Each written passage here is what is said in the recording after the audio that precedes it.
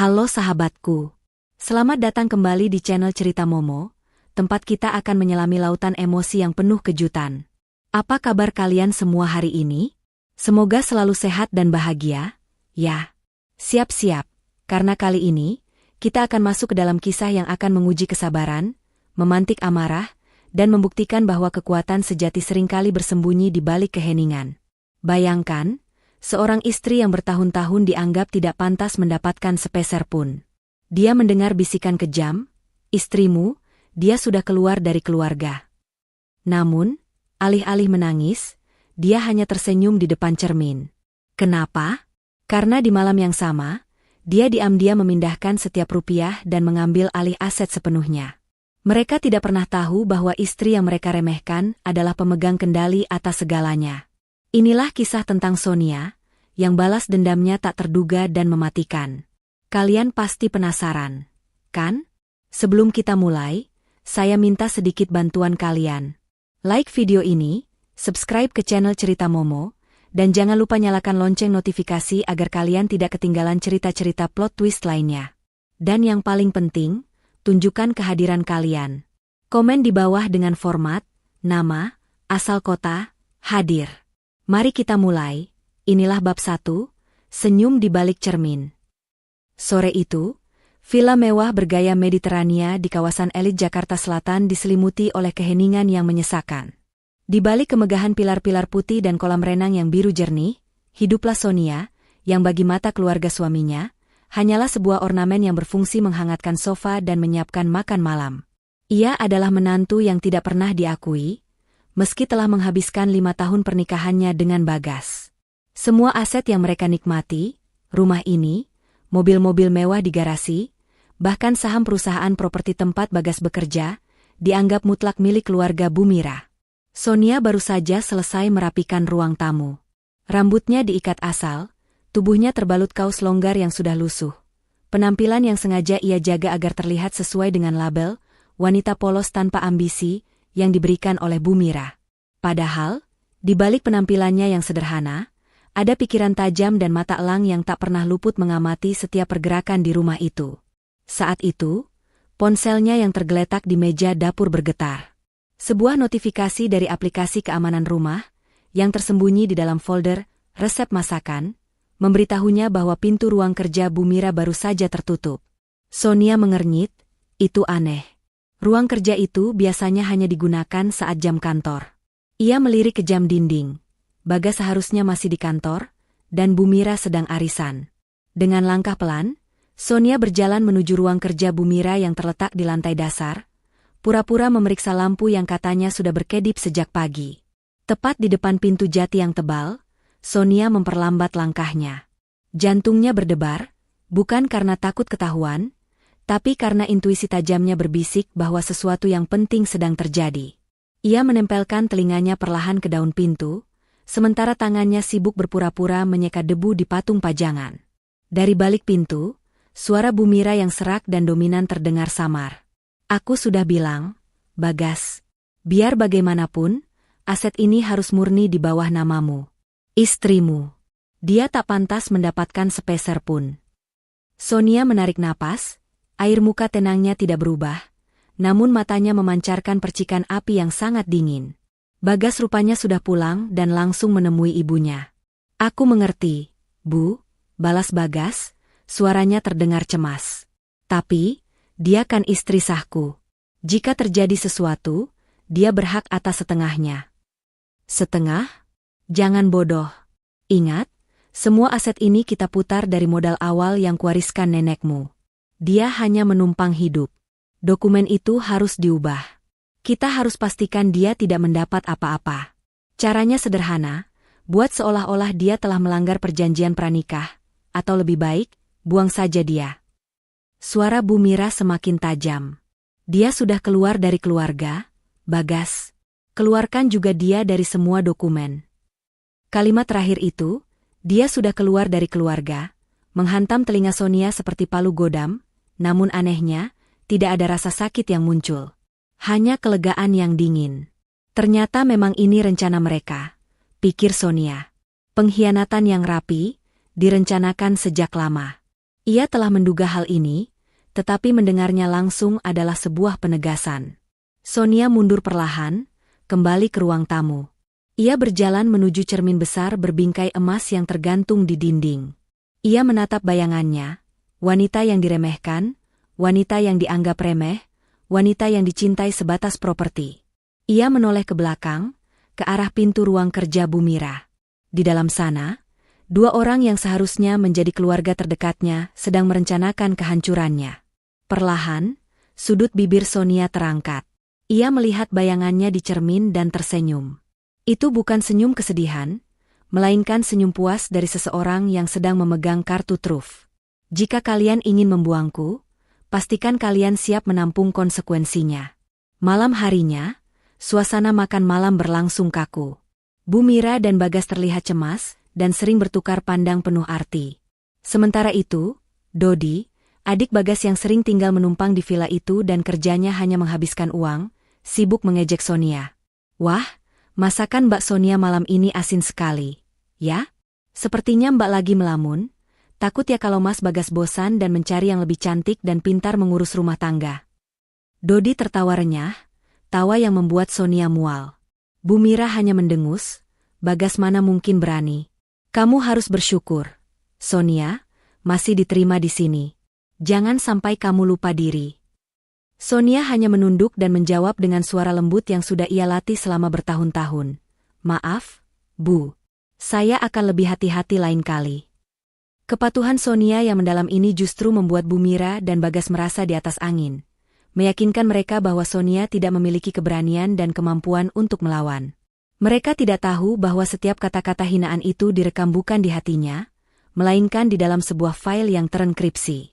Setelah semua orang tidur, sekitar pukul 1 dini hari, keheningan total menyelimuti villa. Inilah waktu yang ditunggu Sonia.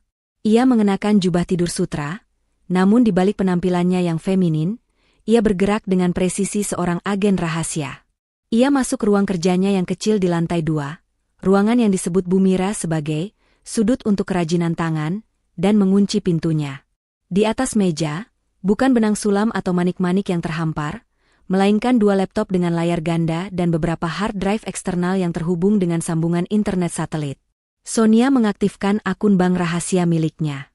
Selama 5 tahun ini, setiap kali Bagas mentransfer uang belanja atau dana operasional rumah tangga ke rekeningnya, Sonia hanya mengambil persentase kecil untuk kebutuhan pribadinya.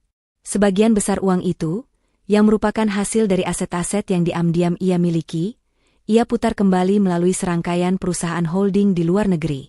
Ia menyalakan laptop kedua dan membuka dashboard dari perusahaannya. Sonia yang di rumah dipanggil dengan nama kecilnya, di luar sana dikenal sebagai S. Ardana, arsitek dan developer properti berkelas dunia yang namanya selalu dihubungkan dengan proyek-proyek landmark bernilai triliunan rupiah. Sonia mulai mengetikkan serangkaian kode dan perintah. Dengan satu ketukan, ia mengaktifasi skema divestasi yang telah ia siapkan dengan pengacaranya, Pak Tulus. Tujuan pertamanya adalah rekening utama yang digunakan Bagas dan Bu Mira untuk proyek-proyek perusahaan. Malam itu, aku diam-diam memindah setiap rupiah ke rekening luar negeriku. Transfer dana besar-besaran mulai terjadi. Bukan hanya uang tunai, tetapi juga likuidasi aset investasi yang tersembunyi. Proses ini berjalan cepat dan terenkripsi.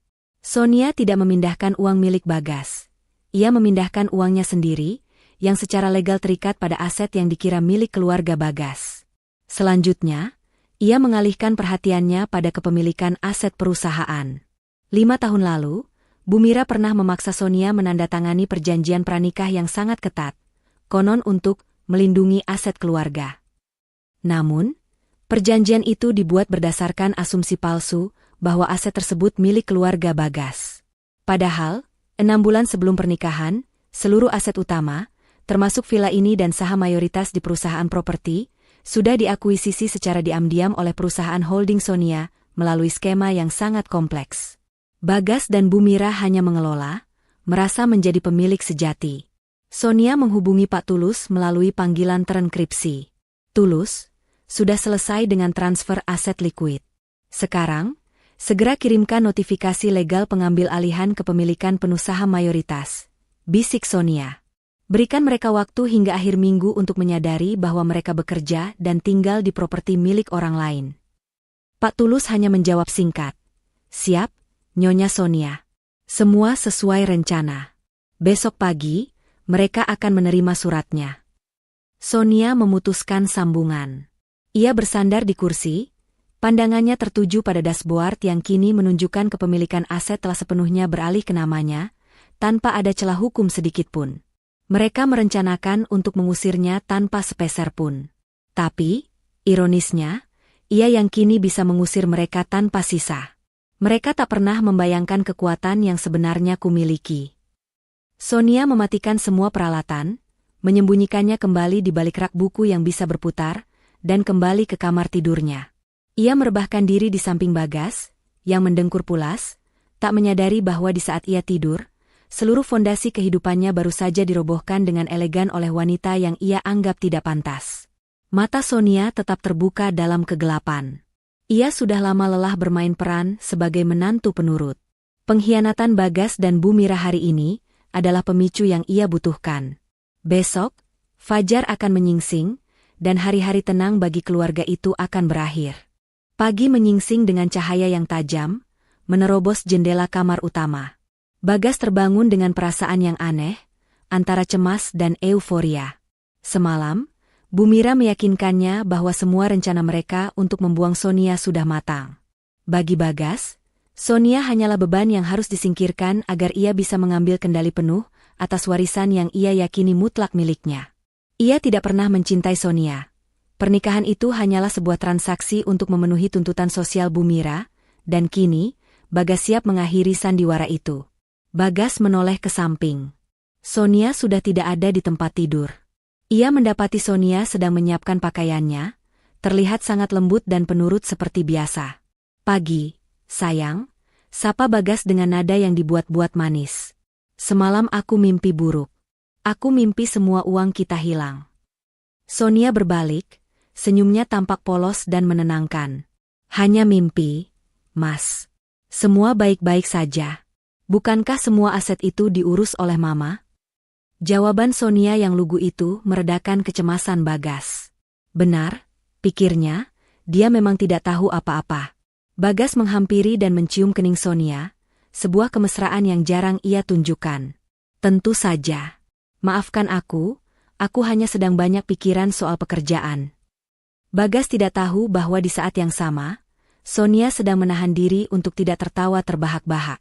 Ciuman palsunya itu terasa menjijikan, mengingat apa yang ia dengar semalam.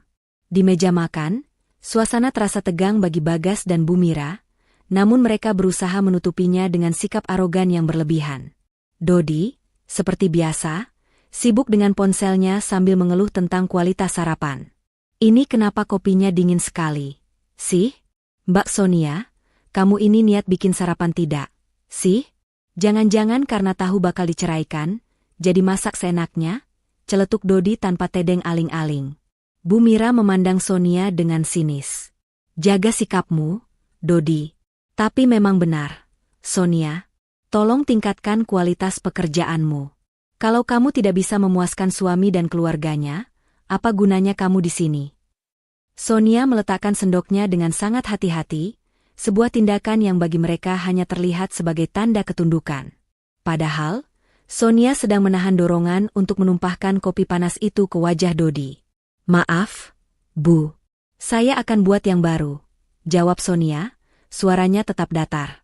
Namun, sebelum ia sempat beranjak, bel rumah berbunyi nyaring, mengganggu keheningan tegang di ruang makan. Seorang asisten rumah tangga masuk dengan amplop coklat tebal berstempel firma hukum yang sangat terkemuka. Surat untuk Bapak Bagas dan Ibu Mira, katanya, menyodorkan amplop itu. Bagas mengambilnya dengan raut wajah bingung.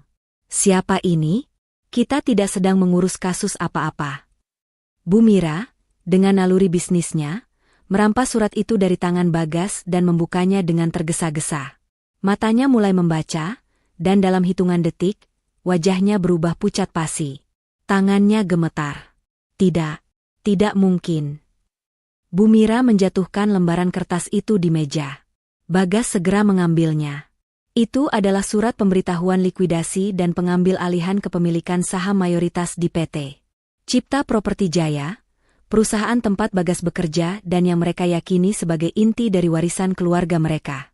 Surat itu menjelaskan bahwa perusahaan holding luar negeri bernama Ardana International telah secara sah mengambil alih kepemilikan mayoritas dan seluruh aset perusahaan tersebut, dan meminta Bagas dan Bu Mira untuk segera menyerahkan semua akses dan laporan keuangan. Di bagian bawah, tertera tanda tangan Pak Tulus, pengacara kepercayaan keluarga yang seharusnya bekerja untuk mereka. Pak Tulus? Apa-apaan ini? Dia pengacara kita? Teriak Bagas, mulai panik. Bu Mira segera menelepon Pak Tulus. Suaranya bergetar antara amarah dan ketakutan. Pak Tulus, apa maksud surat ini? Apakah ini ulah para kompetitor? Batalkan segera. Sonia, yang masih berdiri di samping meja, melihat ekspresi ketakutan yang nyata di wajah Bu Mira untuk pertama kalinya. Ekspresi yang selama ini ia harapkan. Di telepon, suara Pak Tulus terdengar tenang dan profesional. Mohon maaf, Bu Mira, saya tidak lagi menjadi pengacara keluarga Anda. Dan surat itu adalah legalitas yang tidak bisa dibatalkan. Saya sekarang bekerja untuk klien saya, Nyonya Besar Ardana International, yang merupakan pemilik sah aset tersebut. Bu Mira menjerit frustrasi. Nyonya Besar Ardana? Siapa dia? Bagaimana dia bisa mengambil alih? Aku tidak pernah menandatangani apapun. Bagas menunjuk-nunjuk Dodi. Kamu, cepat periksa rekening perusahaan. Cek apakah dana proyek kita masih ada. Dodi, yang ikut ketakutan, segera berlari ke ruang kerja untuk mengecek laptop perusahaan. Tidak lama kemudian, terdengar suara lengkingan panik dari Dodi. Mas, Mama, uangnya. Semua dana proyek di rekening utama hilang. Saldo nol, katanya ada force majeure dan dana ditarik ke bank luar negeri. Dodi kembali ke meja makan dengan keringat dingin membanjiri pelipisnya. Kekacauan pecah di ruang makan. Bu Mira dan Bagas saling menyalahkan. Mereka tidak tahu bahwa force majeure itu adalah tangan dingin Sonia. Mereka tidak tahu bahwa saat mereka tidur pulas, fondasi kekayaan mereka sudah dicabut dari akarnya. Sonia pura-pura terkejut. Ya Tuhan, Mama, Mas ada apa? Apakah kita bangkrut? Tanyanya dengan nada yang penuh keprihatinan palsu. Bu Mira menatap Sonia dengan mata tajam, mencari celah. Diam, Sonia. Ini bukan urusanmu. Jangan berpura-pura baik. Pasti ini ulah musuh-musuhku. Bagas, dalam kepanikannya, justru semakin meremehkan Sonia. Kau lihat? Ini semua karena kau sial. Sejak kau datang, hidup kita selalu ada masalah. Lebih baik kau urus diri sendiri dan jangan ikut campur. Sonia kembali menunduk. Bibirnya bergetar, kali ini menahan senyum kemenangan. Saya mengerti, Mas. Di tengah kekacauan itu, Sonia tahu ia harus bergerak lebih jauh. Ia harus memastikan mereka tidak bisa mendapat bantuan dari pihak manapun. Ia menghubungi sahabatnya, Lia, seorang pakar teknologi yang memiliki jaringan luas. Lia, saatnya untuk fase 2. Aku butuh kamu sebarkan rumor di lingkungan bisnis. Buat Bu Mira dan Bagas terlihat seperti manajer gagal yang baru saja dihantam kasus penipuan internal. Bisik Sonia melalui telepon saat ia pura-pura membersihkan dapur. Sudah diurus, Bos. Di jam makan siang ini, berita tentang kegagalan PT Cipta Properti Jaya akan menyebar cepat. Mereka akan diboikot semua investor lokal. Tidak akan ada bank yang mau memberikan mereka pinjaman darurat. Jawab Lia dari seberang, suaranya terdengar bersemangat. Selama beberapa hari berikutnya, keluarga itu hidup dalam neraka. Telepon terus berdering dari kreditor dan rekan bisnis yang marah, karena dana proyek tidak dapat dicairkan.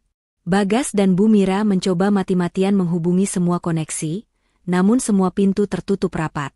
Setiap orang yang mereka hubungi selalu menyebut nama yang sama, Ardana International, dan bagaimana mereka tidak ingin berurusan dengan perusahaan yang baru saja diakuisisi oleh entitas asing yang misterius. Bu Mira, dalam puncak keputusasaannya, bahkan mencoba menggadaikan beberapa perhiasan mahalnya. Tetapi ternyata perhiasan itu pun sudah diikat sebagai jaminan dalam skema pinjaman perusahaan, yang kini sudah berada di bawah kendali Ardana International. Sonia sudah memastikan tidak ada satupun aset yang tersisa dan dapat dicairkan oleh mereka. Sonia mengamati semua itu dari kejauhan, masih dalam peran sebagai istri penurut yang ketakutan. Ia terus menyiapkan makanan, membersihkan rumah, dan mendengarkan semua cacian mereka. Setiap caci maki justru menjadi bahan bakar baginya. Bagas dan Bu Mira tidak menyadari bahwa semakin mereka meremehkan Sonia, semakin mudah bagi Sonia untuk menjaga rahasia terbesarnya. Suatu malam, Bagas datang ke kamar Sonia dengan wajah memelas. Ia memeluk Sonia dan mulai menangis. "Sayang, kamu satu-satunya yang kupunya. Tolong, bantu aku. Kamu punya kenalan tidak? Mungkin sahabatmu, Lia, bisa pinjamkan uang untuk sementara." Sonia memeluk Bagas balik, senyum kemenangan tersembunyi di balik bahu Bagas. "Mas, aku ini cuma ibu rumah tangga. Lia juga cuma pedagang online kecil-kecilan. Mas, kita tidak punya apa-apa. Maaf, aku tidak bisa bantu." Penolakan Sonia, yang terdengar sangat tulus, semakin meyakinkan Bagas bahwa Sonia adalah orang yang tidak berdaya dan tidak tahu apa-apa. Ironisnya, Bagas justru semakin bergantung pada keberadaan Sonia di rumah, karena dialah satu-satunya yang masih memberinya makanan dan kenyamanan. Dia tidak tahu bahwa dia sedang dipelihara oleh musuhnya sendiri. Saat Bagas tertidur pulas setelah kelelahan mengurus masalah perusahaan, Sonia keluar kamar dan berjalan ke salah satu ruang storage yang tersembunyi. Ia membuka pintu besi, dan di dalamnya, terdapat ruangan server mini yang terhubung langsung dengan satelit. Di sana, sudah menanti Pak Tulus. "Semua sudah selesai, Nyonya Sonia. Semua aset liquid sudah di luar negeri. Kepemilikan sudah final. Sekarang, kita akan meluncurkan fase 3, kata Pak Tulus. Sonia mengangguk. Matanya bersinar dingin. "Bagus. Besok, aku akan memberi mereka kejutan besar. Aku akan pergi dari rumah ini, Tulus. Dan saat aku pergi, mereka akan tahu bahwa mereka tidak hanya kehilangan aset, tetapi juga kenyamanan terakhir yang mereka miliki." Sonia kembali ke kamar, memasukkan beberapa barang penting ke dalam sebuah tas kecil. Ia mengambil paspornya yang berisikan visa bisnis jangka panjang ke Eropa. Di balik lemari, ia mengambil sebuah koper besar yang berisi pakaian-pakaian desainer yang ia gunakan saat menjadi SR Dana. Ia melihat Bagas yang tertidur pulas, dan Bu Mira di kamar sebelah yang kini pasti sedang menangis meratapi nasibnya. Sonia tersenyum. "Kalian ingin aku keluar dari keluarga? Tentu saja. Aku akan keluar, dan aku akan membawa seluruh keluarga kalian bersamaku." Kepergian Sonia akan menjadi pukulan telak yang tidak mereka duga. Mereka akan menyangka dia hanya pergi karena ketakutan. Padahal, dia pergi untuk kembali dengan kekuatan penuh. Pagi itu terasa berbeda. Udara di dalam villa mewah itu terasa pengap, bukan karena suhu, melainkan karena atmosfer keputusasaan yang mencekik. Bagas terbangun dengan kepala pusing.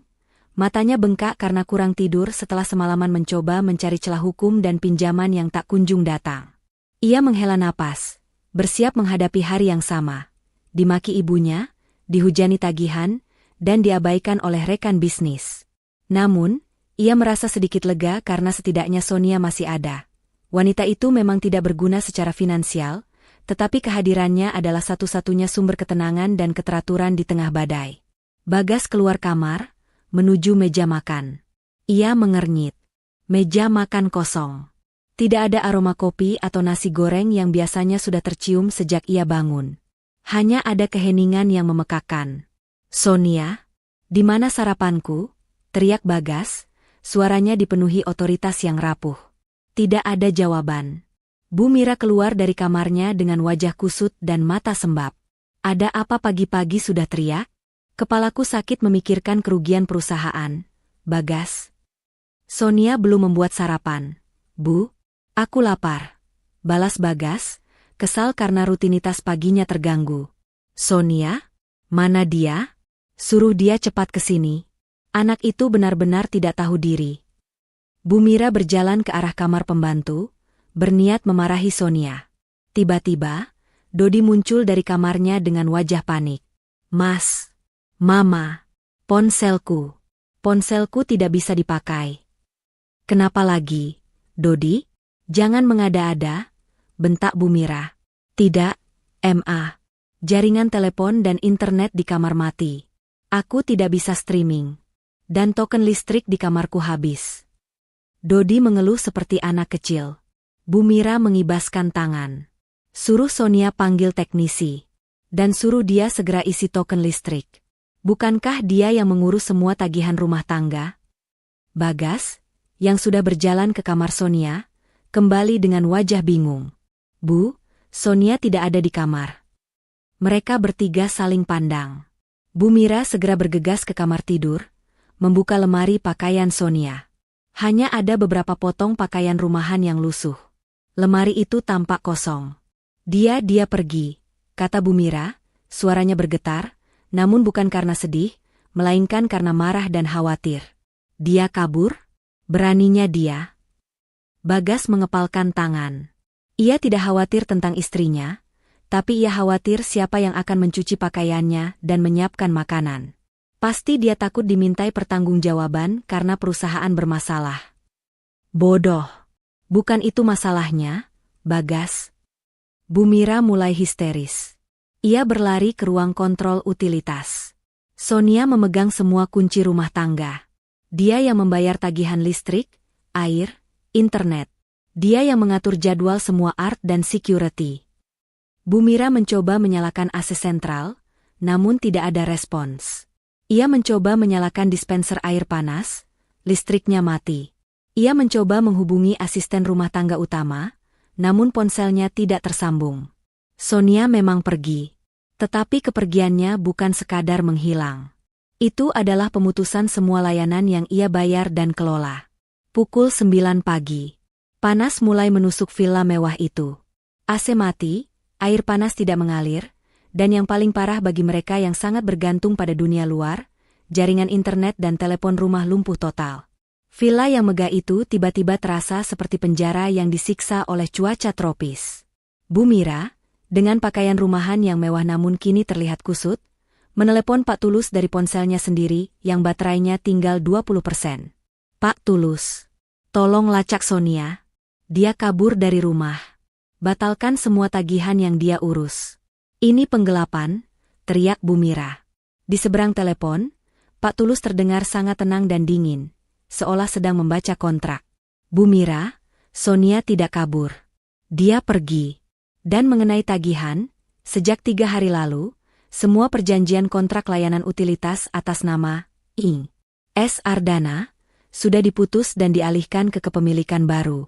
Perusahaan utilitas tidak bisa lagi mengirimkan tagihan ke rumah itu sampai Anda melakukan pendaftaran baru. Dan sebagai informasi, Nyonya Sonia sudah berada di luar negeri. Bu Mira menjatuhkan ponselnya. Nyonya S. Ardana? Apa maksudnya? Sonia? Di luar negeri? Bagas, yang sudah berkeringat deras, menghampiri ibunya. Mama, ada apa? Kita harus segera panggil teknisi. Aku harus bekerja. Aku ada rapat penting hari ini. Kita tidak bisa memanggil siapa-siapa. Bagas. Sonia memutus semuanya. Dia tidak hanya menarik uang, dia juga memutus kenyamanan dasar kita. Bu Mira meraung. Ia kemudian teringat sesuatu. Kuncinya. Dia yang memegang kunci brankas. Cepat, Bagas, cek kamar kerjaku. Mereka berdua berlari ke ruang kerja Bu Mira. Di bawah lukisan mahal, terdapat sebuah brankas baja yang berisi beberapa perhiasan sisa yang belum sempat digadaikan, serta surat-surat berharga penting. Bu Mira memasukkan kode, namun brankas itu mengeluarkan bunyi peringatan dan tidak mau terbuka. Dia mengganti kodenya. Pasti dia mengganti kodenya. Bu Mira meninju brankas itu hingga tangannya memerah. Di atas brankas, Bagas menemukan sebuah amplop putih kecil. Di dalamnya, hanya ada satu lembar kartu nama dengan desain minimalis elegan dan selembar catatan tulisan tangan Sonia.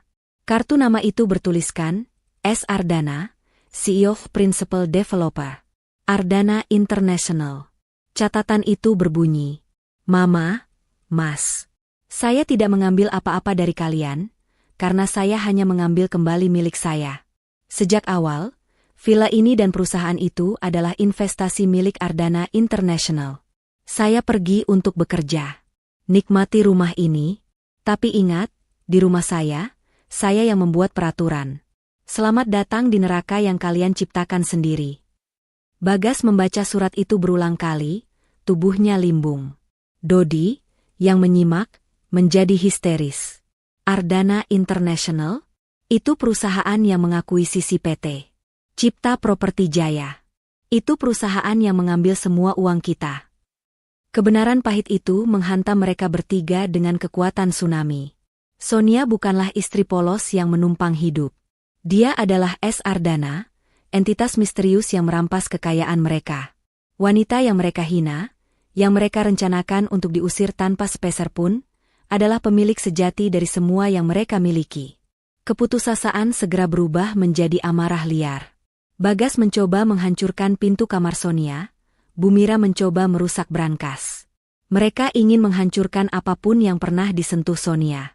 Namun, yang mereka hancurkan hanyalah barang-barang di rumah yang notabene adalah milik Sonia juga. Beberapa hari kemudian, kondisi di villa semakin memburuk. Panas yang menyengat membuat mereka tidak bisa tidur. Mereka harus mandi dengan air dingin dan gelap gulita di malam hari. Makanan cepat saji yang mereka beli dengan uang tunai terbatas sudah basi. Bumira, yang terbiasa hidup mewah dan dilayani, mulai jatuh sakit. Dodi yang sudah tidak tahan, mencoba mencari bantuan dari luar. Ia memberhentikan taksi dan meminta diantarkan ke kantor polisi, melaporkan Sonia atas pencurian dan penggelapan. Di kantor polisi, Dodi disambut oleh seorang petugas yang tersenyum sopan. "Maaf, Bapak Dodi. Kami sudah menerima laporan dari Pak Tulus. Semua aset itu terdaftar atas nama Nyonya Sonia, atau lebih tepatnya, Ardana International. Ini murni sengketa kepemilikan saham dan hak guna, bukan kasus kriminal. Kami tidak bisa memprosesnya." Dodi kembali ke villa dengan perasaan malu dan frustrasi. Ia mendapati Bagas dan Bumira sedang berdebat sengit, saling menyalahkan atas kebodohan mereka meremehkan Sonia. Harusnya kau cek semua dokumen sebelum menikahinya," teriak Bumira pada Bagas. "Mama yang terlalu sombong dan yakin semua aset ini milik kita turun-temurun. Mama yang memaksa aku menceraikannya sekarang," balas Bagas. Di tengah pertengkaran itu, Bagas melihat keluar jendela. Sebuah truk besar berhenti di depan pagar. Di belakang truk, ada sebuah mobil sedan mewah yang mengantar Pak Tulus. Pak Tulus turun, membawa map besar, diikuti oleh 2 orang petugas keamanan. Saat pintu gerbang dibuka, Pak Tulus berjalan masuk dengan langkah mantap, menghirup udara villa yang panas dan pengap. Ia tersenyum tipis melihat kondisi Bagas, Bumira, dan Dodi yang tampak seperti tunawisma di istana mereka sendiri. "Selamat siang, tuan-tuan dan nyonya," sapa Pak Tulus dengan nada profesional. "Saya datang untuk melaksanakan fase 3 dari Nyonya Sonia. Ini adalah surat perintah pengosongan dan penarikan aset dari rumah ini, yang kini dimiliki penuh oleh Ardana International. Berdasarkan kontrak, Anda memiliki waktu 24 jam untuk mengosongkan properti ini." Bagas, Bumira, dan Dodi terdiam. Detik-detik pembalasan yang nyata, yang jauh lebih kejam daripada yang pernah mereka bayangkan, baru saja dimulai. Mereka tidak hanya kehilangan uang, tetapi juga kehilangan tempat bernaung, dan di mata hukum, mereka tidak berdaya melawan wanita yang baru saja mereka usir dari keluarga. Sinar matahari pagi yang kejam tidak lagi disambut oleh dinding marmer yang dingin, melainkan oleh dinding semen yang retak dan bau apek.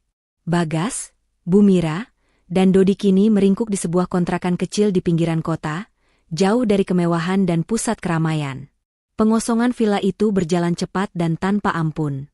Mereka hanya diizinkan membawa beberapa koper berisi pakaian dan barang-barang pribadi yang tidak terikat dengan aset perusahaan.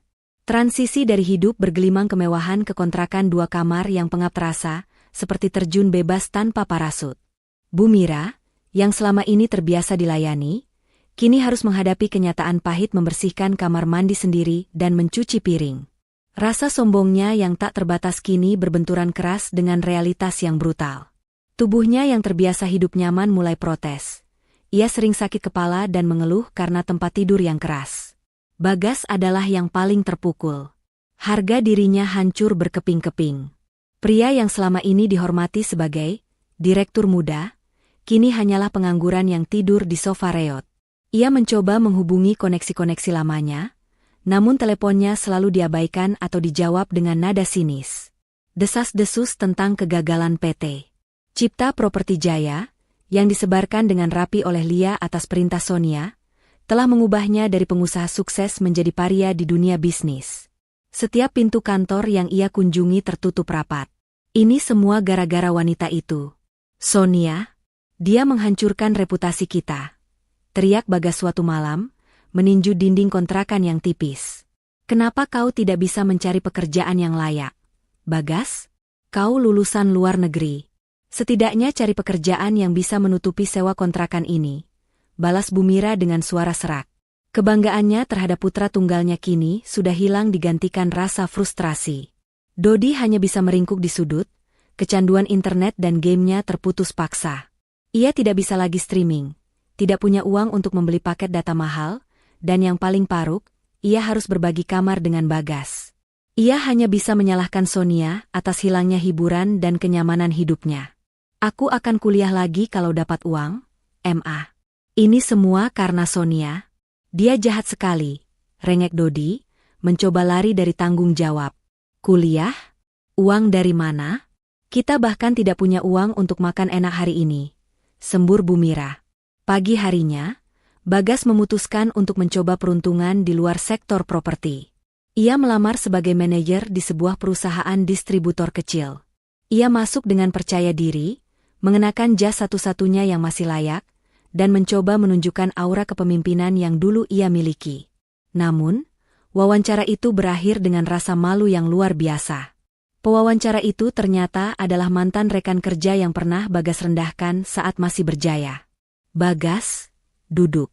Aku tidak akan mewawancarai kamu, kata pria itu, tersenyum sinis. Aku hanya ingin bertanya. Kudengar Villa Mediterania itu sudah jadi milik orang lain? Dan perusahaanmu diakuisisi oleh seorang wanita misterius bernama S. Ardana?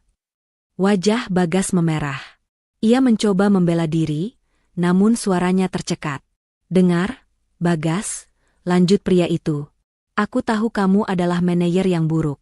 Kamu hanya mengandalkan nama besar ibumu. Dan sekarang, setelah ibumu jatuh, kamu tidak punya apa-apa. Siapapun yang kamu hina di masa lalu, kini mereka tertawa. Termasuk wanita bernama S. Ardana itu. Dia bahkan lebih pintar darimu, karena bisa menyembunyikan kekayaan sebesar itu. Bagas meninggalkan kantor itu dengan langkah gontai. Realitasnya semakin menusuk. Bukan hanya uangnya yang hilang, tetapi nama baik dan kredibilitasnya sudah hancur total.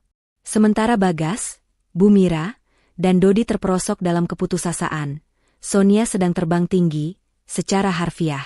Ia berada di lantai teratas sebuah gedung pencakar langit di London, di ruang rapat mewah yang menghadap ke Sungai Thames. Dalam balutan powersuit yang elegan, ia memimpin rapat dengan para bankir investasi kelas dunia. Ia tidak lagi menjadi Sonia yang pemalu, melainkan S. Ardana, CEO karismatik yang berbicara dengan bahasa bisnis yang tajam dan tak terbantahkan. Tujuan utama Sonia berada di sana adalah untuk mengumumkan relokasi sebagian besar aset Ardana International dan meluncurkan proyek properti masterpiece-nya di Eropa. Lia, sahabatnya, duduk di sampingnya sebagai penasihat teknis. Dengan selesainya akuisisi PT Cipta Properti Jaya, kami telah memutus semua kerugian internal yang disebabkan oleh manajemen yang tidak kompeten, jelas Sonia kepada para bankir dengan nada dingin dan profesional. Dana yang kami tarik sepenuhnya dialihkan untuk proyek ini. Kami memastikan bahwa Ardana International tidak akan pernah lagi dirugikan oleh manajer yang tidak cakap dan korup. Meski Sonia tidak menyebutkan nama, semua orang tahu ia merujuk pada Bagas dan Bumira. Kata-katanya menyiratkan bahwa pengambil alihan itu adalah pembersihan korupsi, yang semakin memperkuat citranya sebagai pengusaha yang bersih dan tegas. Setelah rapat selesai, Lia menghampiri Sonia. Sonia, kamu hebat. Mereka semua kagum. Tapi, kamu yakin ingin menjual properti itu? Villa yang dulu kamu tempati. Sonia menyesap kopi, tatapannya kosong melihat keluar jendela. Ya, Lia. Saya tidak butuh rumah yang penuh kenangan buruk dan energi negatif. Lagi pula, properti itu sudah menjadi hadiah perpisahan yang sempurna. Hadiah perpisahan? Lia mengernyit. Tentu saja. Minggu depan, villa itu akan dilelang. Dan aku ingin Bu Mira, Bagas, dan Dodi tahu. Aku ingin mereka melihat bagaimana rumah yang mereka anggap milik mereka itu dijual sebagai barang rongsokan, dan uangnya akan menjadi modal untuk proyek amal saya, kata Sonia dengan senyum dingin. Kehancuran mereka harus dipublikasikan. Sonia tahu bahwa kehancuran finansial belum cukup. Pukulan terberat bagi Bu Mira dan Bagas adalah kehancuran status sosial dan harga diri. Sore itu, Sonia menelepon Pak Tulus, yang masih berada di Jakarta untuk mengurus likuidasi akhir aset. Tulus, sebarkan informasi lelang villa itu ke media. Pastikan berita itu sampai ke tangan Bagas dan Bu Mira, perintah Sonia. Gunakan nama S. Ardana sebagai pemilik yang menjual, dan berikan alasan bahwa properti itu tidak layak huni karena terlalu banyak aura negatif dari penghuni sebelumnya. Siap, Nyonya Sonia. Akan saya eksekusi besok. Berita ini pasti akan sangat heboh, jawab Pak Tulus, merasakan getaran rencana pembalasan kliennya. Sonia menutup telepon. Ia berdiri tegak, memandang pantulan dirinya di jendela kaca gedung tinggi itu. Ia tidak lagi melihat wanita yang lemah dan polos. Ia melihat S. Ardana, wanita yang berkuasa dan tidak akan pernah lagi membiarkan dirinya diremehkan. Ia sudah merencanakan bagaimana lelang villa itu akan disiarkan, dan ia tahu, di tempat persembunyian mereka, Bagas dan Bu Mira akan menyaksikan kehancuran terakhir mereka, tanpa tahu bahwa di balik semua itu, ada tangan dingin wanita yang dulu mereka anggap sebagai pelayan. Inilah saatnya Sonia sepenuhnya melangkah keluar dari bayangan, dan menjadi ratu di kerajaannya sendiri. Di kontrakan kecil yang pengap dan disesaki aroma mie instan yang baru saja dimasak, Bagas, Bu Mira, dan Dodi duduk merapat di depan televisi tabung 14 inci yang dipinjam dari pemilik kontrakan. Mereka tidak menonton sinetron atau berita politik. Malam itu, stasiun berita terkemuka menayangkan siaran langsung sebuah acara yang menarik perhatian seluruh elit Jakarta, lelang properti eksklusif. Bu Mira awalnya hanya tertarik karena ingin mengalihkan pikiran dari kenyataan pahit, namun tiba-tiba, breaking news muncul dengan grafis besar. Villa Mediterania Senopati milik pengusaha misterius S. Ardana dilelang hari ini. Hasil lelang akan disumbangkan untuk amal. Melihat thumbnail villa yang tidak asing itu, rumah yang mereka yakini milik mereka selama bertahun-tahun, tangan Bu Mira gemetar. Bagas dan Dodi langsung melompat dari sofa, mendekat ke layar dengan mata terbelalak. Tidak mungkin. Itu rumah kita, teriak Dodi, suaranya tercekat. Pembawa acara lelang, seorang wanita yang dikenal memiliki koneksi di kalangan atas, memulai acara dengan senyum cerah. Di sampingnya berdiri Pak Tulus, yang kini tampil sebagai perwakilan resmi dari Ardana International. Pak Tulus berbicara dengan nada tegas dan penuh wibawa. Selamat malam, bapak-bapak dan ibu-ibu para investor. Malam ini, kita akan melelang sebuah properti dengan kisah yang unik. Properti ini, yang terletak di kawasan Senopati, secara resmi menjadi aset milik Nyonya S. Ardana. Beliau memutuskan untuk menjual properti ini dengan alasan yang tegas. Properti ini sudah terlalu banyak menyerap energi negatif dari penghuni sebelumnya dan kini harus diubah menjadi aset yang bermanfaat. Jelas Pak Tulus, kata-katanya terdengar jelas dan menusuk. Di kontrakan itu, Bu Mira, Bagas, dan Dodi merasakan seluruh darah di tubuh mereka berdesir dingin. Kata-kata, energi negatif dari penghuni sebelumnya, jelas ditujukan kepada mereka. Tontonan ini bukan hanya lelang, tapi adalah penghinaan publik yang dirancang dengan sempurna. Bagas mengepalkan tangannya. Sonia, dia benar-benar melakukannya. Dia mempermalukan kita di depan umum. Dia jahat, Mas. Dia ingin kita jatuh dan hancur di mata semua orang. Dodi menangis. Bu Mira tidak lagi berteriak. Ia hanya duduk diam, tatapannya terpaku pada layar. Baginya, kehancuran finansial masih bisa diterima, tetapi kehancuran harga diri di mata seluruh lingkaran sosialnya adalah bencana yang tak termaafkan. Ia membayangkan semua temannya, yang selalu ia pameri kemewahan, kini sedang menyaksikan drama kejatuhannya ini. Lelang dimulai. Harga penawaran dimulai dari angka yang sangat fantastis. Pak Tulus dengan tenang menjelaskan riwayat kepemilikan. Ia menegaskan bahwa villa itu sudah lama terdaftar atas nama perusahaan holding luar negeri, yang kini dikendalikan penuh oleh Nyonya S. Ardana, memastikan tidak ada celah hukum sedikitpun bagi Bagas atau Bu Mira untuk mengklaim kembali. Selama lelang berlangsung, layar televisi sering menyorot area-area spesifik dari villa. Ruang tamu tempat Bu Mira biasa mengadakan arisan mewah, kolam renang tempat mereka berpesta, hingga garasi tempat mobil-mobil mewah Bagas dulu terparkir. Setiap sorotan kamera terasa seperti tusukan ke dalam kenangan dan kebanggaan mereka. Di London, Sonia sedang menyaksikan siaran ulang lelang itu di layar lebar di kantornya. Di sampingnya, Lia memberikan dukungan. Mereka pasti sedang menonton. Sonia. Ini adalah pukulan telak yang membuat mereka tidak bisa bangkit lagi secara sosial, kata Lia, penuh kekaguman pada ketenangan sahabatnya. Sonia tersenyum tipis. Pukulan finansial hanya melukai dompet. Pukulan harga diri melukai jiwa dan mematikan harapan. Bu Mira hidup dari pengakuan sosial. Aku ingin dia melihat bagaimana pengakuan itu dicabut, selapis demi selapis, di depan mata seluruh kota. Di Jakarta, lelang mencapai puncaknya. Villa itu akhirnya terjual dengan harga miliaran rupiah di atas harga pembukaan kepada seorang konglomerat baru. Pak Tulus menutup acara tersebut dengan mengumumkan, seluruh hasil penjualan properti ini, atas nama Nyonya S. Ardana, akan disumbangkan untuk pembangunan rumah sakit anak-anak. Dengan ini, properti ini akan membersihkan diri dari aura negatif dan menjadi tempat yang membawa manfaat. Setelah siaran berita itu berakhir, keheningan mematikan menyelimuti kontrakan itu. Bu Mira berdiri tegak, meski tubuhnya gemetar. Aku tidak bisa menerima ini. Aku akan mencari cara. Aku akan memohon ke pengadilan, katanya dengan suara parau, putus asa mencari jalan keluar. Memohon apa, Ma? Semua bukti ada di pihak dia. Kita bahkan tidak punya uang untuk membayar pengacara yang kompeten. Bagas berteriak frustrasi. Bagas kemudian teringat pada Pak Tulus. Ia ingat bagaimana Pak Tulus adalah pengacara yang Bu Mira percayai selama bertahun-tahun. Mama, Pak Tulus, bagaimana bisa dia mengkhianati kita dan bekerja untuk Sonia? Tanya Bagas, curiga. Aku tidak tahu. Dia sudah tua, mungkin dia kena suap besar dari wanita sialan itu. Bu Mira mencoba mencari kambing hitam. Bagas menggeleng. Tidak, Ma. Pak Tulus sangat loyal pada warisan kakek. Kecuali dia tahu sesuatu yang tidak kita ketahui. Sesuatu yang sangat besar. Bagas mulai mencoba menganalisis kejanggalan dari masa lalu.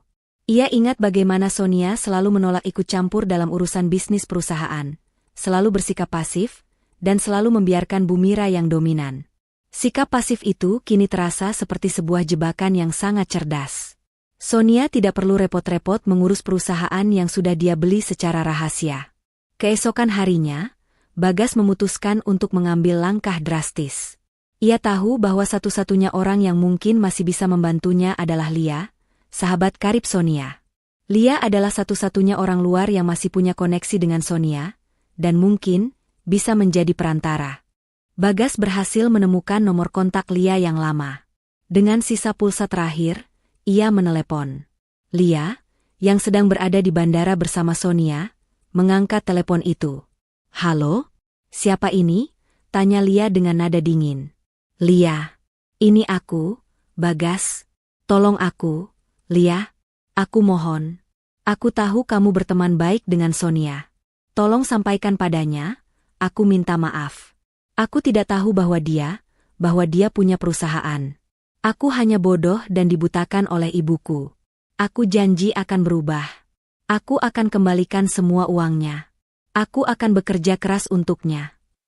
Bagas merengek, seluruh harga dirinya telah dilebur oleh keputusasaan. Lia mendengarkan dengan tenang.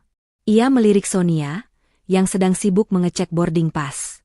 Bagas, dengar, aku tidak bisa membantumu, kata Lia. Sonia tidak ingin mendengar apapun darimu. Dan soal janji untuk mengembalikan uangnya? Itu lucu. Uang yang kamu sebut itu, sudah dipakai Sonia untuk membeli lebih dari 3 villa yang jauh lebih mewah daripada yang baru saja dilelang. Kamu tidak bisa mengembalikan kekayaan yang bahkan tidak pernah kamu sentuh. Lia menarik napas dalam. Sonia bukan wanita polos yang kamu kenal, Bagas. Dan kamu, ibumu, dan Dodi, telah melakukan kesalahan terbesar dalam hidup kalian, meremehkan orang yang memiliki kekuatan sejati. Lia menutup telepon, tanpa memberikan Bagas kesempatan untuk memohon lebih jauh. Bagas berdiri terpaku, ponselnya jatuh ke lantai semen yang kotor. Penyesalan yang kini ia rasakan bukan lagi karena kehilangan harta, tetapi karena ia telah menghancurkan satu-satunya kesempatan untuk hidup nyaman, sebuah kesempatan yang ia buang dengan kesombongan. Di London, Sonia melirik Lia. Apa katanya? Dia memohon dan berjanji ingin kembali bekerja untukmu, dan menyalahkan ibunya, jawab Lia, menggelengkan kepala. Sonia tersenyum.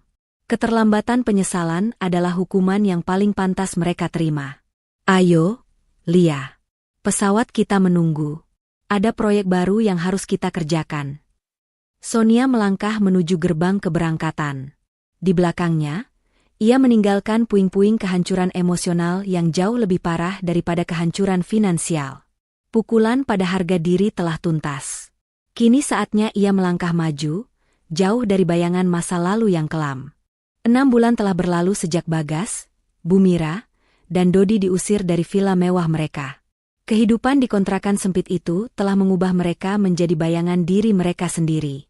Bumira yang dulunya anggun, kini terlihat renta. Wajahnya selalu keruh, dipenuhi kerutan yang timbul bukan karena usia, melainkan karena stres dan kebencian. Tangannya, yang terbiasa memegang cangkir porselen mahal, kini kasar karena mencuci baju di kamar mandi sempit. Dinamika keluarga mereka benar-benar runtuh. Mereka tidak lagi saling mendukung. Sebaliknya, mereka saling menyalahkan dan mencaci maki. Kontrakan itu menjadi medan perang verbal setiap hari. Ini semua karena Mama yang terlalu serakah. Mama yang memaksa Bagas menceraikannya. Teriak Bagas suatu siang, setelah kembali dari pencarian kerja yang lagi-lagi nihil. Aku serakah? Aku melakukan itu demi masa depanmu. Siapa yang menyangka wanita sialan itu? Si Sonia yang lugu, ternyata S. Ardana si iblis properti. Kau yang seharusnya lebih cerdik. Bagas, kau suaminya. Kenapa kau tidak pernah curiga? Balas Bumira. Suaranya parau karena sering berteriak. Aku sibuk bekerja di perusahaan yang ternyata milik istriku. Bagaimana aku tahu? Bagas meninju bantal sofa yang sudah kempes. Sementara kedua orang tuanya bertengkar, Dodi hanya bisa meringkuk di sudut, tubuhnya kurus. Ia mencoba mencari pekerjaan paruh waktu di warung internet, tetapi karakternya yang manja dan malas membuat ia hanya bertahan 2 hari. Ia merasa bahwa dunia berutang padanya. Ia seharusnya hidup mewah. Kini, ia bahkan tidak mampu membeli sebungkus rokok. Pukulan terberat bagi mereka adalah pekerjaan. Bagas yang selalu menganggap dirinya manajer ulung, kini harus menerima kenyataan bahwa tanpa nama besar ibunya, dia hanyalah lulusan manajemen yang tidak memiliki skill berarti. Semua perusahaannya bangkrut, dan rumor tentang korupsi dan ketidakmampuan manajemen, yang disebar Sonia, sudah menjadi rahasia umum. Tidak ada perusahaan properti atau investasi besar yang mau mendekat. Suatu hari, Bagas menemukan lowongan sebagai staf administrasi di sebuah kantor kecil. Itu adalah pekerjaan yang jauh di bawah gelarnya, tetapi dia putus asa. Saat wawancara, pemilik perusahaan kecil itu menatapnya dengan rasa kasihan. Pak Bagas, terus terang. Kami tahu Anda siapa. Kami tahu Anda mantan direktur PT Cipta Properti Jaya. Tapi, setelah tahu bagaimana perusahaan itu jatuh, kami tidak yakin dengan integritas Anda.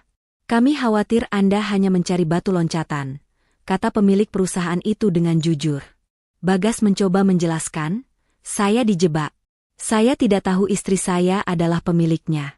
Saya korban.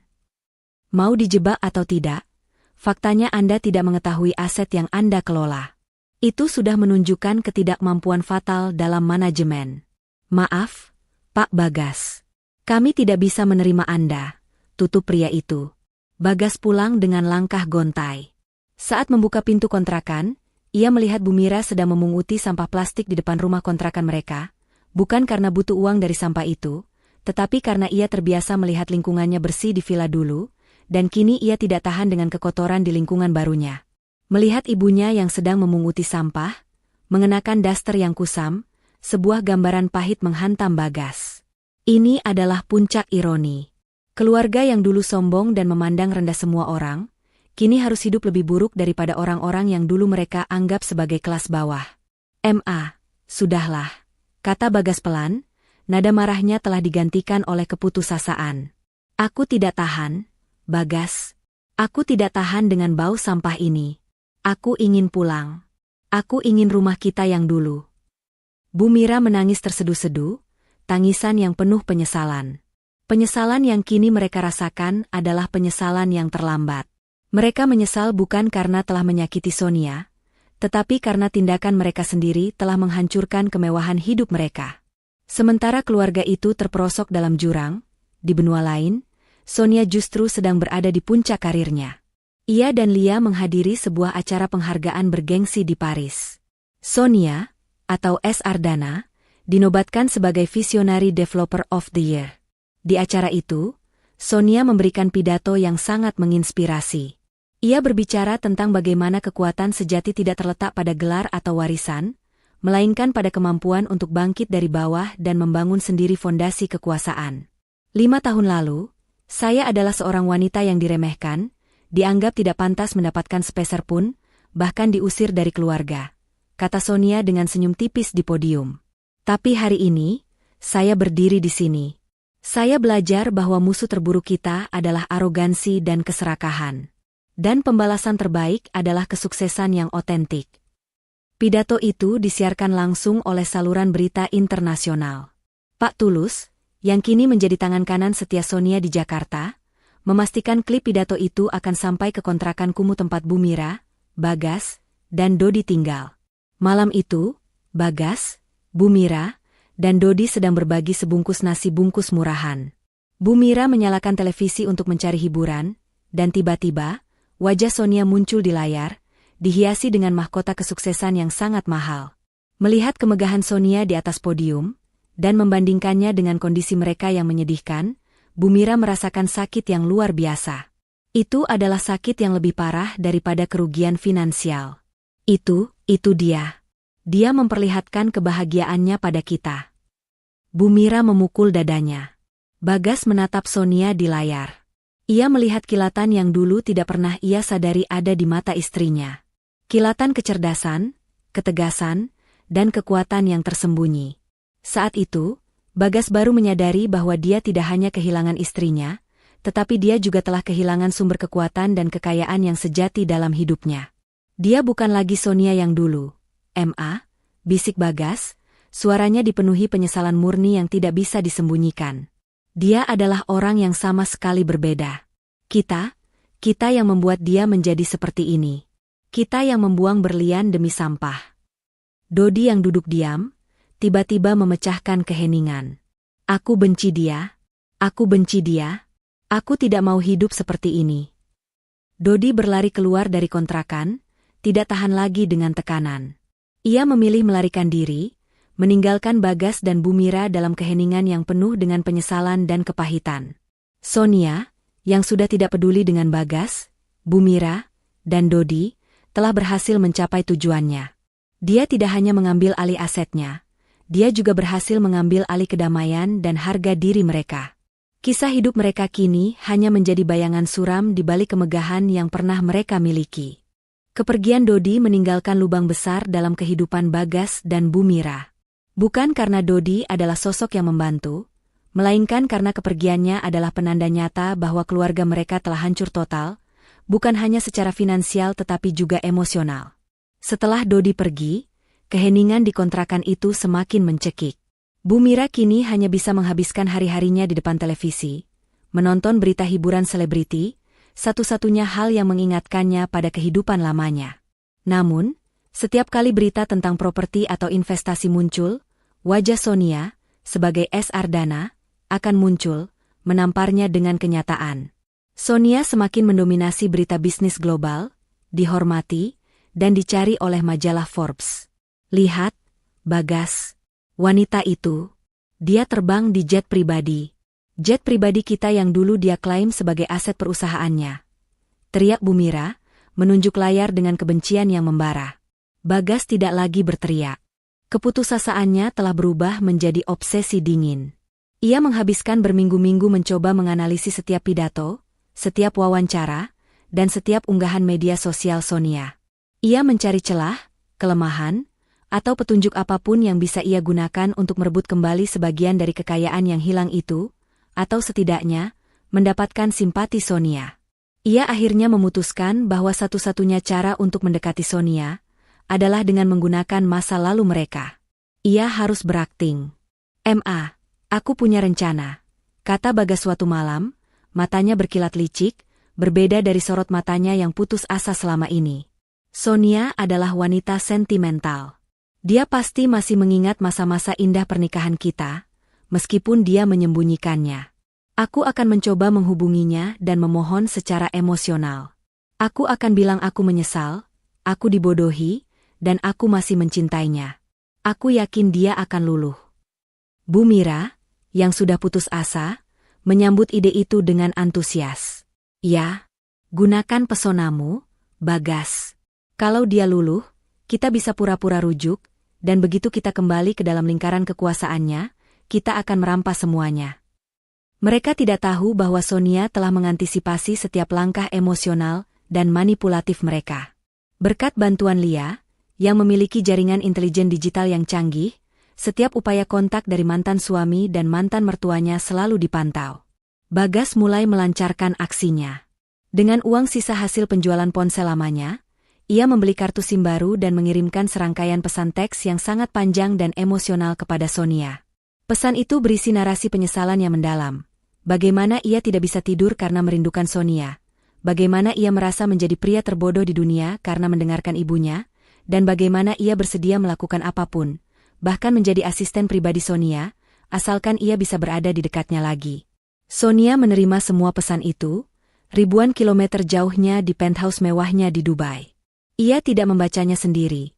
Pesan-pesan itu langsung difilter oleh sistem Lia dan diubah menjadi ringkasan yang disajikan dalam bentuk poin-pound. "Dia bilang dia mencintaimu, Nyonya S," lapor Lia, mencoba menahan tawa. "Dia juga bilang dia akan menjadi anjing penjagamu dan menggonggong pada siapapun yang tidak sopan padamu." Sonia tersenyum dingin sambil menyesap teh mahalnya. Dia pikir aku selemah itu?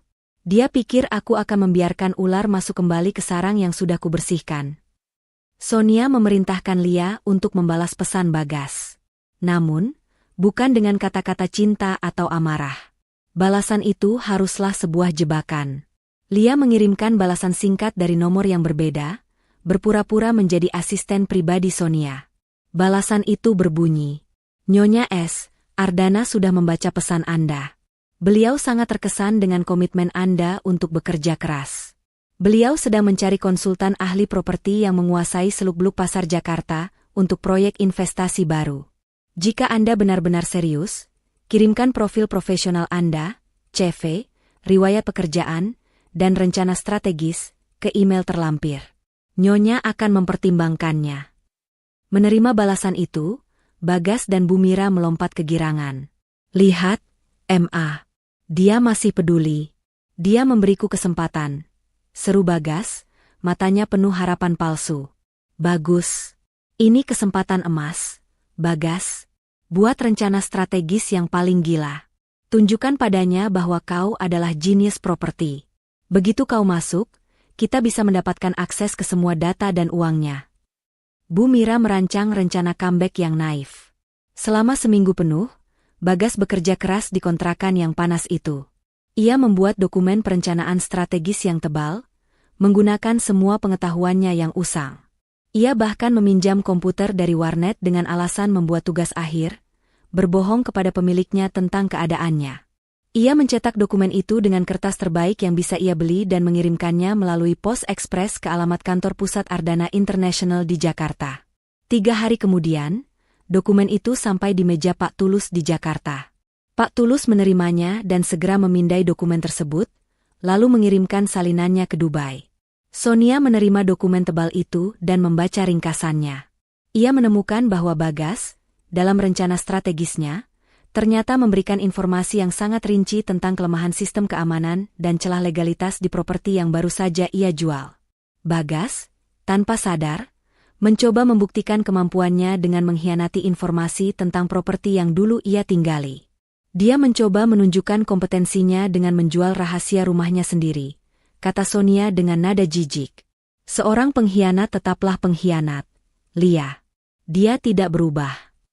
Sonia memerintahkan Lia untuk mengirimkan balasan terakhir kepada Bagas. Kali ini, pesan itu datang langsung dari nomor telepon Sonia, yang sudah lama tidak aktif. Bagas menerima pesan itu saat ia sedang menunggu Bu Mira di depan apotek pinggir jalan. Pesan itu sangat singkat. Terima kasih atas rencana strategis MU, Bagas. Informasi tentang celah keamanan properti yang sudah kutinggalkan itu sangat tidak berharga. Itu hanya membuktikan bahwa kamu masih seorang pengkhianat yang tidak memiliki integritas. Kamu tidak hanya gagal sebagai suami, kamu juga gagal sebagai profesional. Dan, untuk informasi, aku sudah tahu semua rencanamu dan Mama. Jangan hubungi aku lagi. Jangan pernah lagi berpikir bahwa kamu bisa menginjakkan kaki di perusahaanku. Membaca pesan itu, Bagas ambruk di pinggir jalan. Seluruh harapannya, yang ia bangun dengan susah payah, hancur dalam 3 baris kalimat dingin dari Sonia. Ia menyadari bahwa ia tidak hanya gagal mendapatkan pengampunan, tetapi ia juga telah memberikan konfirmasi kepada Sonia bahwa ia adalah pria yang tidak layak dipercaya. Ketika Bu Mira keluar dari apotek, ia melihat Bagas duduk lunglai di pinggir trotoar, ponselnya terlempar ke aspal. Ada apa, Bagas? Apa kata Sonia? Kita diterima? Tanya Bu Mira dengan mata berbinar. Bagas hanya menatap ibunya, matanya kosong. Selesai, MA. Benar-benar selesai. Dia tahu semuanya. Dia sudah mengakhiri kita. Penolakan dari Sonia kali ini bersifat final dan mematikan. Bagas tidak lagi memiliki alasan untuk mencoba. Ia akhirnya menyadari bahwa wanita yang dulu ia remehkan kini berada di dimensi kekuasaan yang tidak akan pernah bisa ia capai. Kehidupan mereka kini benar-benar terputus dari setiap kemewahan dan harapan yang pernah ada. Setelah penolakan final dari Sonia di bab 7, semua harapan Bagas dan Bu Mira benar-benar padam. Mereka tidak lagi mencari pekerjaan atau mencoba merencanakan balas dendam, mereka hanya menunggu. Kontrakan kecil itu tidak lagi terasa seperti tempat tinggal sementara, tetapi sebuah peti mati yang mengubur mereka hidup-hidup. Dampak terbesar dialami oleh Bu Mira. Selama puluhan tahun, identitasnya dibangun di atas status sosial, kekayaan, dan pujian dari lingkungannya. Kini, semua itu hilang. Kenyataan pahit bahwa ia harus mencuci pakaian sendiri dan makan nasi bungkus murahan, ditambah dengan melihat wajah Sonia, sebagai S. Ardana, yang bersinar di setiap berita bisnis, mulai merusak kesehatan mentalnya. Bu Mira mulai menunjukkan perilaku aneh. Ia sering berdiri di depan cermin, berbicara sendiri dengan nada suara yang angkuh dan berwibawa, seolah-olah sedang memimpin rapat penting atau mencaci maki menantunya. Aku tidak bisa percaya. Sonia, kenapa kau berani mengambil asetku? Aku ini Bu Mira, pemimpin keluarga ini, raungnya suatu pagi, padahal yang ia lihat di cermin hanyalah wanita tua dengan mata cekung dan rambut acak-acakan. Bagas mencoba membawanya ke puskesmas terdekat, tetapi Bu Mira menolak dengan keras. Aku tidak sakit. Aku hanya sedang sibuk. Aku harus menghadiri lelang properti di luar negeri. Bagas menyadari bahwa ibunya telah benar-benar kehilangan kontak dengan realitas. Ia terperangkap dalam ilusi kemewahan yang dulu ia miliki. Bagas, yang dulunya manja dan sombong, kini harus menjadi perawat untuk ibunya yang sakit mental. Sebuah peran yang ia benci namun tak bisa ia hindari. Beban itu mencekiknya. Sementara itu, untuk mendapatkan sedikit uang, Bagas akhirnya berhasil mendapat pekerjaan kasar, menjadi pengangkat barang di pasar induk. Pekerjaan itu sangat jauh dari status sosialnya dulu. Setiap hari, ia harus berinteraksi dengan orang-orang yang dulu tidak akan pernah ia pandang. Suatu sore, saat Bagas sedang menarik gerobak yang penuh dengan sayuran kotor, ia berpapasan dengan seorang mantan koleganya yang dulu sering menjilatnya. Pria itu menghentikan mobil mewahnya, menatap Bagas dengan campuran rasa jijik dan kasihan. "Bagas, kau sedang apa?" tanya kolega itu. Bagas berusaha menyembunyikan wajahnya, tetapi gagal. Ia menjawab dengan suara pelan, "Aku sedang bekerja." "Astaga, aku tidak percaya. Lihat dirimu. Benar-benar jatuh. Ya? Padahal istrimu, Nyonya S. Ardana, semakin kaya raya. Bukankah ironis?" Pria itu tertawa pelan, lalu berlalu begitu saja, meninggalkan Bagas sendirian dalam lumpur kotor di pasar. Momen itu adalah titik balik bagi Bagas. Ia menyadari bahwa bukan hanya uangnya yang hilang, ia telah kehilangan martabatnya. Kehidupan mewah yang ia yakini sebagai haknya kini telah direnggut dan digantikan oleh kehinaan. Penyesalannya terhadap Sonia bukan lagi penyesalan manipulatif untuk mendapatkan kembali hartanya, tetapi penyesalan murni karena telah menghancurkan satu-satunya orang yang bisa memberinya kehidupan terhormat. Malam harinya, Bagas pulang ke kontrakan. Ia mendapati Bu Mira sedang tertidur pulas setelah meminum obat penenang. Bagas duduk di sofa yang reot, memandang tangannya yang kini penuh kapalan dan kotoran. Ia mengambil ponsel lamanya, satu-satunya benda yang tersisa dari masa lalu, dan membuka galeri foto. Di sana, tersimpan beberapa foto pernikahannya dengan Sonia. Di foto itu, Sonia terlihat sangat cantik, namun matanya memancarkan kesedihan tersembunyi. Bagas ingat, saat itu ia hanya menikahi Sonia karena tekanan bisnis, bukan cinta. Bagas menangis, bukan karena kehilangan aset, tetapi karena ia telah kehilangan kesempatan untuk menjadi pria yang lebih baik. Ia telah membuang cinta sejati, meskipun ia baru menyadari cinta itu sekarang, demi kesombongan dan janji kekayaan palsu. Keesokan harinya, Bagas membuat keputusan yang berat. Ia tahu ia tidak bisa lagi tinggal di sana. Lingkungan itu, dengan segala kenangan pahit dan kehinaan, akan membunuhnya secara perlahan. Ia menulis surat singkat, meninggalkannya di samping Bu Mira. Isi surat itu hanya beberapa baris. "Ma, aku pergi. Maafkan aku. Aku tidak bisa melihatmu seperti ini lagi. Dan aku tidak bisa terus hidup dengan rasa malu ini. Aku akan mencari jalan keluar, entah di mana. Aku harap Mama bisa bertahan." Bagas mengambil ransel kecil dan berjalan keluar dari kontrakan itu. Ia tidak pergi untuk mencari Sonia atau hartanya. Ia pergi untuk menghapus Bagas yang lama suami manja, sombong, dan pengkhianat. Ia memutuskan untuk meninggalkan identitas lamanya dan mencoba memulai hidup baru yang jujur, jauh dari bayangan kemewahan yang telah menghancurkannya. Sonia, yang masih berada di Eropa, menerima laporan dari Pak Tulus bahwa Bagas telah menghilang dan Bu Mira dimasukkan ke panti jompo yang didanai oleh program sosial pemerintah. Mendengar berita itu, Sonia hanya diam. Ia tahu, babak terakhir dari pembalasan itu telah selesai. Mereka telah mencapai kehancuran total bukan oleh tangannya lagi, melainkan oleh hasil dari keserakahan mereka sendiri. Sonia kini bebas sepenuhnya dari rantai masa lalu. 2 tahun telah berlalu sejak Bagas menghilang dan Bu Mira ditempatkan di panti jompo. Bagi Sonia, 2 tahun terakhir ini adalah periode kebangkitan dan keemasan. Ia sepenuhnya merangkul identitasnya sebagai S. Ardana, salah satu developer properti paling berpengaruh di dunia. Jauh dari konflik dan drama domestik, Sonia menemukan kebahagiaan yang otentik. Ia kini bermarkas di kota-kota besar yang menjadi pusat bisnis dan arsitektur, seperti Dubai, New York, dan Singapura. Kehidupannya dipenuhi dengan rapat dewan direksi, peluncuran proyek, dan momen penghargaan. Ia tidak lagi membutuhkan pengakuan dari siapapun, kesuksesannya berbicara dengan sendirinya. Di Singapura, Sonia dan sahabatnya, Lia, sedang merayakan peluncuran proyek pembangunan kembali kawasan pelabuhan yang ikonik. Proyek ini dipimpin sepenuhnya oleh Sonia, menegaskan posisinya sebagai wanita yang tidak hanya kaya, tetapi juga memiliki visi besar. "Sonia, lihat dirimu," kata Lia, mengangkat gelas champagne saat mereka berdiri di balkon penthouse dengan pemandangan kota yang berkilauan. "Kamu tidak hanya mengambil kembali milikmu, tetapi kamu melipat gandakannya hingga tak terbatas. Apakah kamu masih memikirkan mereka?" Sonia menyesap minumannya. "Tentu saja, aku memikirkannya. Tapi bukan dengan rasa benci, Lia. Aku memikirkannya dengan rasa syukur. Mereka adalah pemicu. Tanpa pengkhianatan mereka, aku mungkin akan selamanya terperangkap dalam peran wanita polos tanpa ambisi." Sonia menjelaskan bahwa pembalasan sejatinya bukanlah melihat mereka jatuh miskin. Pembalasan sejatinya adalah kemampuannya untuk hidup bebas dan bahagia tanpa mereka. Kejatuhan Bagas dan Bu Mira hanyalah konsekuensi yang tak terhindarkan dari keserakahan mereka sendiri. Dalam kebahagiaannya, Sonia tidak pernah melupakan akarnya. Ia menggunakan sebagian besar kekayaannya yang berlimpah untuk mendirikan Yayasan Ardana, yang fokus pada beasiswa pendidikan bagi wanita muda yang diremehkan dan dukungan mental bagi wanita korban kekerasan dalam rumah tangga.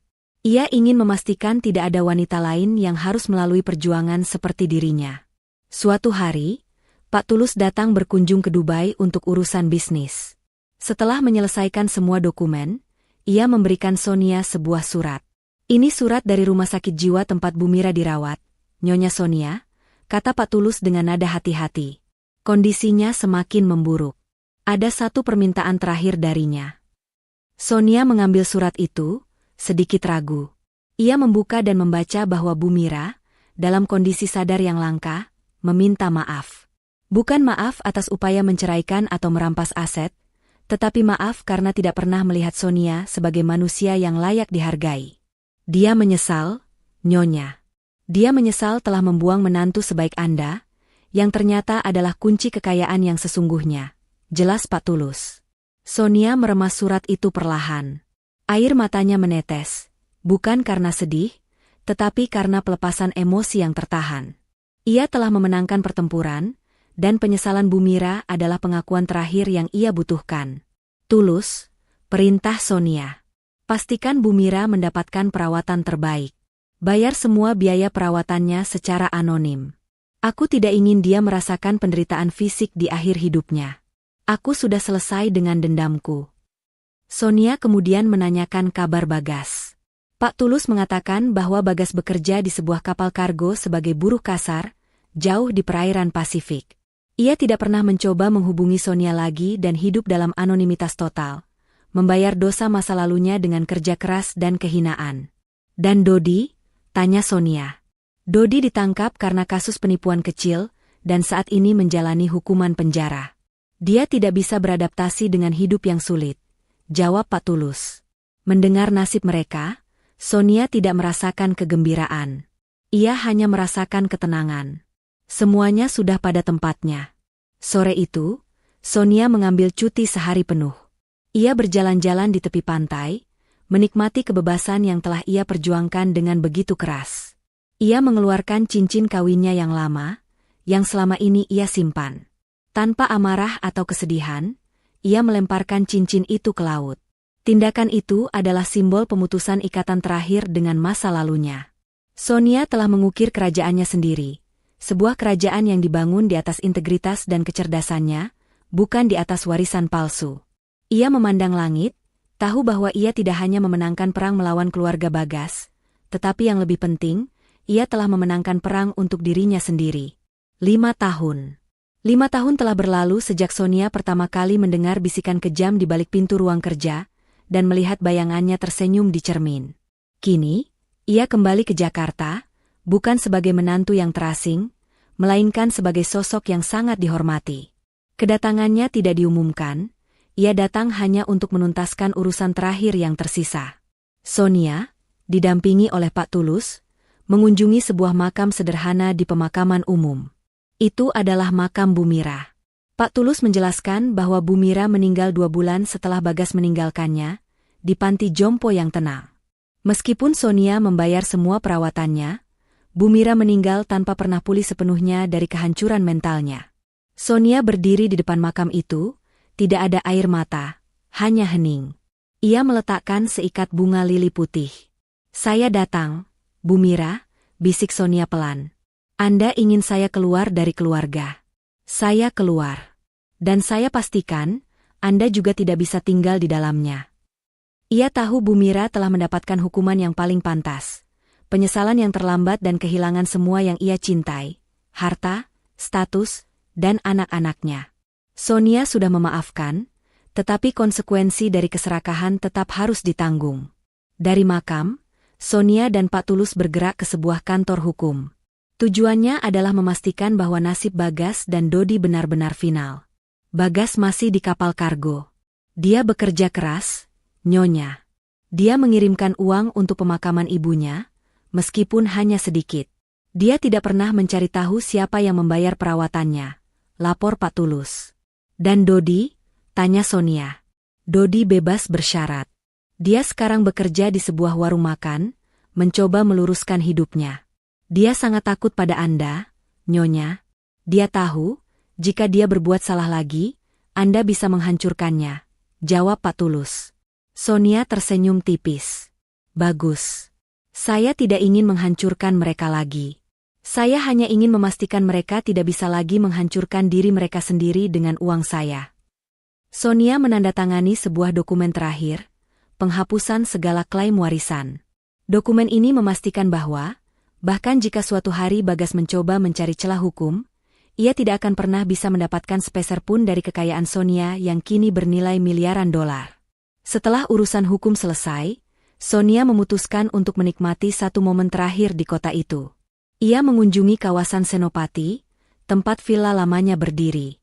Namun, villa itu kini sudah dirobohkan, dan di lokasi yang sama, sedang dibangun sebuah taman kota dan rumah sakit anak-anak, proyek amal yang didanai dari hasil lelang villa.